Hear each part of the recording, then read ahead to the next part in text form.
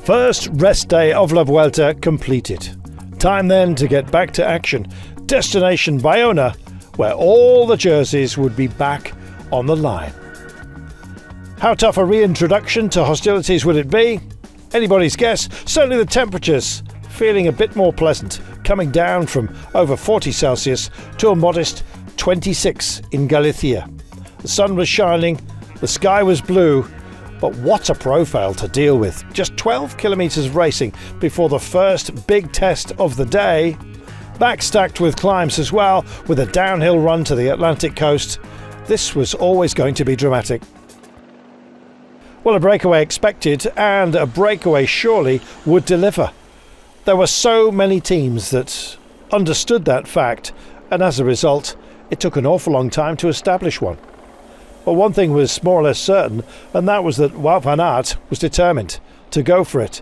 In fact, he was in so many different forms of the break, we wondered whether he'd run out of resources. And then Marc Soler went off up the road, looked behind and said, "Come and join me, my friend," which of course he duly did. Joined by William Junior Lesser from Soudal-QuickStep, and latterly Yuri Holman from Alpecin-Deceuninck and Quentin Pacher from Groupama Francis-Tijoux. It meant a quintet of talent up the road, and the gap, slowly but surely, widened throughout the day. Well, it turned out to be quite a fighting force. In fact, the gap vaulted to over 6 minutes. With still much of the climbing to be had. But as the climbs went further down the line, there were more sprint points up for grabs for Wout van Aert, and there was no hurry in the peloton to close them down. Well, the duty of the chase fell upon Decathlon AG2 à la Mondiale, and in fact it was something they duly accepted. Red Bull Bora Hansgrohe on the descents just wanted to keep their nose in front, and indeed EF Education Easy Post also had a couple of digs out there just to test their legs, and indeed those around them. Well, technical descents there were, and when Marc Soler thought, intermediate sprint, this will be, of course, for Wout van Aert, he went back to the car. Van Aert saw this and just pushed on. And that was the last that Marc Soler saw of Wout van Aert. Wout was up front with Quentin Pacher of Groupama Francis-Tijoux, and try as they might, the chasers just could not bridge. Last categorised climb came with just over 20 kilometres to go. They dipped down into town, last little kicker with 7 remaining. Technical descents there were to be had. Thankfully, all managed absolutely impeccably down towards the shoreline. Well, how on earth would Quentin Pacher deal with Wout van Aert? It's a tough ask. He knew that, and there was no doubt who was the favourite for the day, and it wasn't Mr. Pacher. He didn't act that way though. Kicked on, deciding to test the great man, but in the end there was only going to be one winner. 3 stage wins to his name. Wout van Aert owned this one. As soon as he accepted Soler's invitation to be in the break, it had to be his, and so it proved. Van Aert coming home ahead of the very brave Quentin Pacher. 3rd win of this Vuelta, more surely still to come. It seems all terrain falls his way. Well, there was a battle for 3rd place, of course, that rocked behind.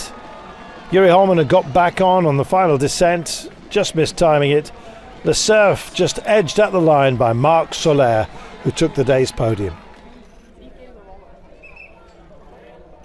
Family have come along to share the joy of Wout van Aert. Great day for Visma Lease Bike. And not too much of a stressful day either, for indeed our leader, Ben O'Connor, coming in with the group of favourites.